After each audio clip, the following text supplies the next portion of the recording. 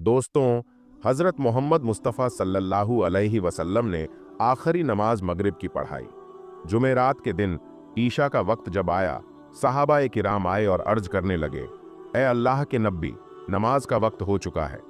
प्यारे दोस्तों, आप सल्लल्लाहु अलैहि वसल्लम पर कमजोरी आ गई थी। आपने गुस्ल किया, उठने की कोशिश की, लेकिन बेहोश होकर गिर गए। फिर होश आया। आपने पूछा, क्या तुम लोगों ने नमाज पढ़ ली? लोगों ने कहा, ए अल्लाह के रसूल, हम तो आपका इंतजार कर रहे हैं। अभी इमामत और इकामत नहीं हुई, नमाज खड़ी नहीं हुई। आपने फिर गुस्ल किया, खड़े होने की कोशिश की, फिर बेहोश हो गए। 3 मर्तबा ऐसा हुआ तो आप समझ गए कि अब आप मस्जिद में जाने की हालत में नहीं हैं। आपने फरमाया, ए लोगों, अबू बकर से कहो वह लोगों को मेरी जगह नमाज पढ़ाएं। हजरत आयशा कहती हैं, मेरे दिल में ख्याल आया कि मेरे वालिद हजरत अबू बकर अगर रसूल की जगह खड़े होंगे और रसूल अल्लाह सल्लल्लाहु अलैहि वसल्लम के जो आसार नजर आ रहे हैं, उससे लगता है कि आप अब दुनिया में ज्यादा वक्त नहीं गुजारेंगे। मुझे ऐसा महसूस हुआ कि अगर मेरे वालिद मुसल्ले पर खड़े हुए तो कल लोग उनके बारे में कुछ और सोचेंगे। इसलिए मैंने माजरत की कोशिश की और अर्ज किया, या रसूल अल्लाह, मेरे वालिद बड़े नरम दिल हैं। अगर मुसल्ले पर खड़े हुए तो अपने जज्बात पर काबू नहीं रख पाएंगे, वो रोने लगेंगे, वो नमाज नहीं पढ़ा पाएंगे। या रसूल अल्लाह, ये जिम्मेदारी किसी और को दे दीजिए। हजरत आयशा ने माजरत पेश की, लेकिन नबी ए अकरम सल्लल्लाहु अलैहि वसल्लम ने अटल फैसला करते हुए फरमाया, नहीं, जाओ और अबू बकर से कहो कि वह लोगों को नमाज पढ़ाएं। इसीलिए अल्लाह के रसूल की वफ़ात के बाद जब सहाबाए किराम में यह बात उठी कि रसूल के बाद खलीफा कौन होगा, तो हजरत उमर रजी अल्लाह ताला अन्हु ने कहा, हमारी सबसे अजीम इबादत नमाज है और नमाज के लिए सबसे अफजल शख्स को रसूल ने इमाम चुना है। हुजूर ने जिसको दीन का इमाम चुना है, हम उसे अपना दुनिया का इमाम भी मानते हैं। प्यारे दोस्तों, आज हमारे कुछ भाई यह नारा लगाते हैं कि अल्लाह के रसूल के बाद खलीफा हजरत अली हैं।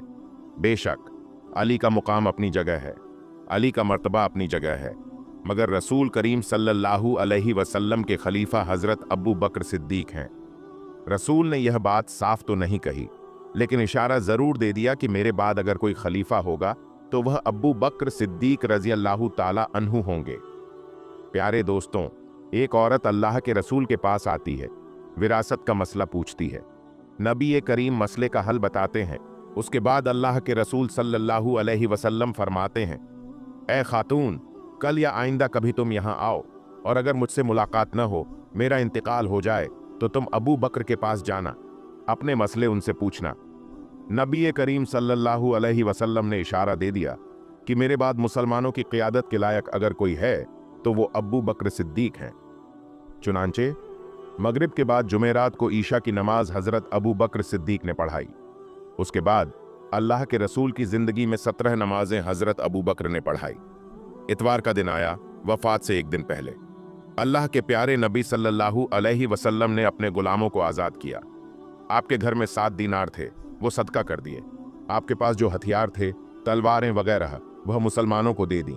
उसके बाद आपने अपने नवासों हसन और हुसैन को बुलाया, अपनी बेटी फातिमा को बुलाया, उनसे प्यार किया, उनसे बातें की और मुसलमानों को वसीयत की, यह मेरी बेटी है, ये मेरे नवासे हैं, इनके साथ अच्छा सलूक करना, इन्हें तकलीफ मत पहुंचाना। पीर का दिन था, वही दिन जिस दिन अल्लाह के रसूल सल्लल्लाहु अलैहि वसल्लम का इंतकाल हुआ। उस दिन फज्र की नमाज हजरत अबू बकर सिद्दीक रजी अल्लाह ताला अन्हु पढ़ा रहे थे। बुखारी के अल्फाज हैं, हजरत अनस इब्न मालिक कहते हैं, अल्लाह के नबी को थोड़ी राहत महसूस हुई। आप अपने हुजरे के दरवाजे पर आए, पर्दा हटाया, देखा कि अबू बकर लोगों को नमाज पढ़ा रहे हैं। मेरे सहाबा नमाज पढ़ रहे हैं तो नबी के चेहरे पर मुस्कुराहट फैल गई। नबी मुस्कुरा दिए, उनका चेहरा ऐसा चमक रहा था जैसे कुरान के अल्फाज। हजरत अनस कहते हैं, रसूल दरवाजे पर खड़े थे, साहबा नमाज पढ़ रहे थे, मगर उन्हें रसूल की मौजूदगी का एहसास हो गया। हमें डर हुआ कि कहीं खुशी में हमारी नमाज टूट न जाए। जैसे ही हजरत अबू बकर को एहसास हुआ कि अल्लाह के रसूल दरवाजे पर हैं, वह पीछे हटने लगे, मगर रसूल ने इशारा किया, नमाज को तुम जारी रखो, तुम पीछे मत हटो। चुनांचे हजरत अबू बकर सिद्दीक रजी अल्लाह ताला अन्हु ने वह नमाज पढ़ाई और अल्लाह के रसूल सल्लल्लाहु अलैहि वसल्लम ने पर्दा गिरा दिया और वापस अंदर चले गए। हजरत अनस कहते हैं कि यह आखिरी नज़र थी जो हमने अल्लाह के रसूल को देखा था। अल्लाह के रसूल का वह आखिरी दीदार था। पीर के दिन चेशत का वक्त था। अल्लाह के रसूल सल्लल्लाहु अलैहि वसल्लम की तबीयत और ज़्यादा ख़राब हो रही थी और ज़्यादा बीमारी और कमज़ोरी बढ़ रही थी। आप हज़रत आयशा रज़ी अल्लाह ताला अन्हा की गोद में सर रखकर लेटे हुए थे। इतने में हज़रत अब्दुर्रहमान इब्ने अब्बू बकर आते हैं। वह मिसवाक कर रहे थे। अल्लाह के रसूल ने मिसवाक करते हुए देखा। आपको इतनी कमज़ोरी थी कि आप बोल नहीं पा रहे थे। आपने इशारा किया हज़रत आयशा को, तो हज़रत आयशा समझ गईं कि अल्लाह के रसूल सल्लल्लाहु अलैहि वसल्लम मिसवाक करना चाहते हैं। हज़रत आयशा फरमाती हैं, मैंने अब्दुर्रहमान से मिसवाक ली, जो मिसवाक बहुत सख्त थी। मैंने अपने दांतों से मिसवाक को नरम किया और अल्लाह के रसूल सल्लल्लाहु अलैहि वसल्लम ने उस मिसवाक को लेकर मिसवाक किया। हज़रत आयशा फरमाती हैं, आपने इतना अच्छा मिसवाक किया जैसे आप सेहतमंद रहते हुए मिसवाक करते थे, उतनी ही बेहतर तरीके से आपने मिसवाक किया। हज़रत आयशा अपनी फजीलत बयान करते हुए यह कहती हैं, अल्लाह के रसूल सल्लल्लाहु अलैहि वसल्लम का इंतकाल पीर के दिन हुआ और मेरी बारी वाले दिन हुआ। जिस दिन मेरी बारी थी, अल्लाह के रसूल हफ्ते में पीर के दिन मेरे घर में आते थे। रसूल सल्लल्लाहु अलैहि वसल्लम का इंतकाल जब हुआ वह पीर का दिन था, और जब रसूल अल्लाह का इंतकाल हुआ तो रसूल अल्लाह का सर मेरे पेट और मेरे हलक के बीच में था। रसूल करीम सल्लल्लाहु अलैहि वसल्लम मेरे गोद में मेरे सीने पर सर रखकर लेटे हुए थे। आखिरी वक्त में मैंने उस मिसवाक को अपने दांतों से नरम किया था। उस मिसवाक में मेरा लुआ और रसूल अल्लाह सल्लल्लाहु अलैहि वसल्लम का लुआ मिल गया था। यह अल्लाह के रसूल सल्लल्लाहु अलैहि वसल्लम और हज़रत आयशा की मोहब्बत थी। वफ़ात के कुछ वक्त पहले आपकी बेटी हज़रत बीबी फ़ातिमा रज़ी अल्लाह ताला अन्हा आपसे मिलने के लिए आईं। वालिद की तकलीफ़ को देखा और कहा, हाय मेरे अब्बा जान। नबी करीम सल्लल्लाहु अलैहि वसल्लम ने फरमाया, ज़रा मेरे करीब आओ, और उनके कान में चुपके से कोई बात कही तो हज़रत फ़ातिमा रज़ी अल्लाह ताला अन्हा रोने लगीं। फिर अल्लाह के रसूल सल्लल्लाहु अलैहि वसल्लम ने उनसे कहा, थोड़ा और मेरे करीब आओ। फिर आपने कोई ऐसी बात कही कि हज़रत फ़ातिमा रज़ी अल्लाह ताला अन्हा खुश हो गईं। हज़रत आयशा रज़ी अल्लाह ताला अन्हा कहती हैं, मैंने हज़रत फ़ातिमा से पूछा, अल्लाह के रसूल ने कौन सी बात आपसे कही थी कि एक मर्तबा कुछ कहा तो आप रोने लगीं और फिर दूसरी मर्तबा कहा तो आप खुश हो गईं? हज़रत फ़ातिमा रज़ी अल्लाह ताला अन्हा ने कहा, अम्मी जान माफ़ फरमाइए, ये मेरे और रसूल के दरमियान का राज है, मैं कुछ नहीं बता सकती। अल्लाह के रसूल का इंतकाल हो गया। आपकी वफ़ात के बाद अम्मा आयशा ने हज़रत फ़ातिमा से पूछा, बेटी अब बताओ, अब तो अल्लाह के रसूल दुनिया से चले गए, वह कौन सी बात थी, वह कौन सा राज था जो नबी करीम सल्लल्लाहु अलैहि वसल्लम ने तुम्हारे कान में कही थी और तुम रोने लगी थी, और फिर कहा था तो तुम हंसने लगी थी? तो हज़रत फ़ातिमा रज़ी अल्लाह ताला अन्हा ने कहा, अम्मी जान, पहली मर्तबा रसूल अकरम ने मेरे कान में कहा था, ऐ मेरी बेटी, मेरी वफ़ात का वक्त करीब आ चुका है, अब मैं तुमसे रुखसत होने वाला हूँ, अब मैं तुमसे जुदा होने वाला हूँ। यह सुनकर मैं रोने लगी। फिर नबी करीम सल्लल्लाहु अलैहि वसल्लम ने मेरे कान में कहा, फ़ातिमा, सबसे पहले मेरे अहले बैत में, सबसे पहले मेरे घर वालों में, सबसे पहले मेरे ख़ानदान में, सबसे पहले तुम मुझसे मिलोगी, सबसे पहले तुम मेरे पास आओगी। आप सल्लल्लाहु अलैहि वसल्लम ने हज़रत फ़ातिमा रज़ी अल्लाह ताला अन्हा के कान में यह भी कहा, ऐ फ़ातिमा, क्या तुम इस बात पर राजी नहीं हो कि तुम तमाम जन्नती औरतों की सरदार होगी, तमाम मोमिन औरतों की सरदार होगी? नबी करीम सल्लल्लाहु अलैहि वसल्लम ने जब यह बात हज़रत फ़ातिमा को बयान की तो वह खुश हो गईं और उनके चेहरे पर मुस्कुराहट आ गई। नबी अकरम सल्लल्लाहु ताला अलैहि वसल्लम के इंतकाल के 6 महीने बाद हज़रत फ़ातिमा रज़ी अल्लाह ताला अन्हा का इंतकाल हुआ। दोस्तों, अब हम आपको अल्लाह ताला के प्यारे नबी हज़रत मोहम्मद मुस्तफ़ा सल्लल्लाहु अलैहि वसल्लम की कब्र मुबारक के बारे में कुछ ऐसी बातें बताने वाले हैं जिनको शायद आपने अभी तक कभी नहीं सुनी होंगी, और साथ में हम आपको कुछ ऐसी चीज़ों की ज़ियारत भी करवाने वाले हैं जिनको देखकर आप सभी का दिल खुश हो जाएगा। दोस्तों, दुनिया के हर कोने में बसने वाले मुसलमान की यह ख्वाहिश होती है कि वह अल्लाह के घर में पहुंचकर उसका तवाफ कर सके। आज की इस वीडियो में हम आपको एक ऐसी औरत के बारे में बताएंगे जो 40 साल तक खाना ए काबा के तवाफ के लिए तरसती रही। फिर उस औरत के साथ क्या कुछ हुआ कि देखने वालों की आंखों से आंसू जारी हो गए। क्या खाना ए काबा में फरिश्ते नाजिल हुए? ये जानने के लिए वीडियो को आखिर तक जरूर देखें। वीडियो को लाइक और चैनल को सब्सक्राइब करना हरगिज मत भूलिएगा। तो आइए शुरू करते हैं आज की वीडियो। दोस्तों, यह वाकया माई नजीरा का है, जिनकी शादी एक ऐसे शख्स से हुई जिसने कभी भी उन्हें इज्जत ना दी। माई नजीरा को हर वक्त तकलीफों का सामना करना पड़ता। उनका शौहर घर में रहकर भी उनके लिए अजनबी था। रोजाना उनका किसी न किसी बात पर झगड़ा होता, जिसकी वजह से माई नजीरा को शौहर से मार भी खानी पड़ती। रोजाना लड़ाई की वजह से घर का माहौल बहुत ही ज्यादा खराब होता जा रहा था। वक्त गुजरता गया। अल्लाह तबारक व तआला ने माई नजीरा को 4 बेटों से नवाजा, मगर दोनों मियाँ बीवी एक दूसरे से इस कदर तंग थे कि माई नजीरा के शौहर ने 45 साल की उम्र में माई नजीरा को तलाक दे दी। माई नजीरा अपने बच्चों को छोड़कर भाई के घर आ गई। उनके भाई इंतहाई गरीब थे, जिसकी वजह से उन्हें अपनी औलाद को भी छोड़ना पड़ा। इद्दत के दिन माई नजीरा के लिए इंतहाई तकलीफ दे थे।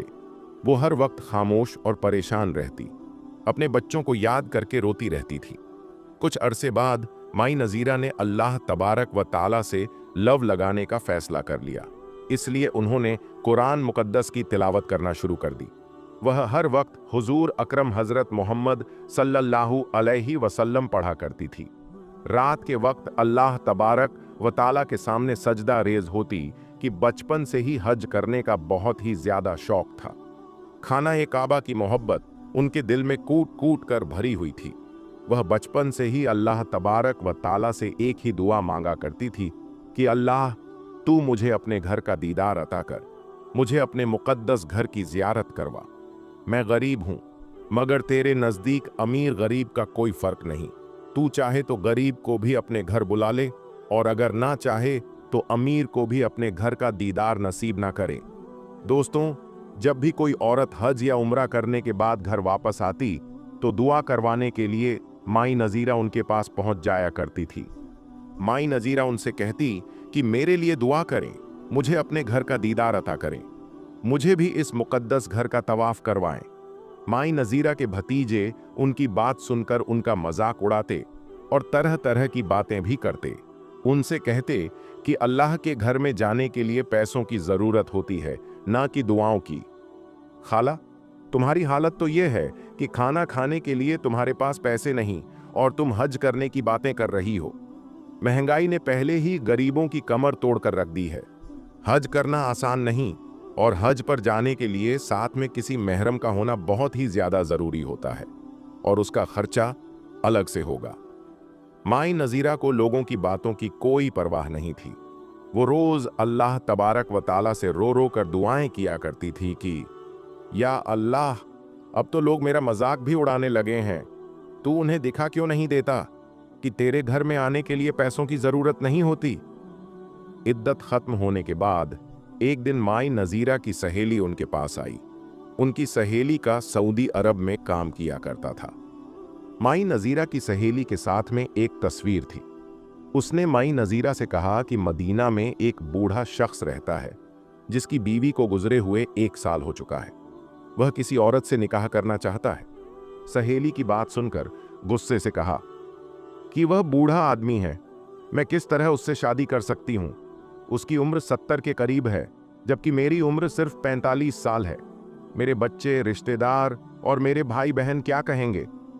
माई नजीरा की सहेली उनसे कहने लगी कि अगर तुम उससे शादी कर लोगी तो तुम्हारे हज की ख्वाहिश भी पूरी हो जाएगी। अल्लाह के मुकद्दस घर में तुम्हें हज का मौका मिल जाएगा। दोस्तों, हज का नाम सुनते ही माई नजीरा का दिल हो गया और वह शादी के लिए मान भी गई। चुनांचे 1 हफ्ते के बाद अरबी शेख सऊदी अरब से पाकिस्तान गया और उनकी शादी भी हो गई। माई नजीरा को कमरे में बैठाया गया। शाम के वक्त अरबी शेख यानी माई नजीरा का शौहर खांसते हुए कमरे में दाखिल हुआ। उस वक्त माई नजीरा की सहेली और उसका शौहर भी कमरे में मौजूद थे। फिर अरबी शेख ने कहा कि मेरी बीवी यानी माई नजीरा से कह दो कि मेरी तबीयत ठीक नहीं है, इसीलिए मैं कल सऊदी अरब वापस चला जाऊंगा और मैं सऊदी अरब वापस जाकर तुम्हारे निकाह को रजिस्टर करवाऊंगा। फिर तुम्हारे लिए वीज़ा भेज दूंगा और वहां पर अल्लाह तबारक व ताला के हुक्म से एक नई जिंदगी का आगाज करेंगे। माई नज़ीरा को शेख साहब ने हाथ भी ना लगाया और अगले दिन शेख साहब सऊदी अरब वापस चले गए। 8 दिनों के बाद माई नज़ीरा का वीज़ा और टिकट भी आ गई।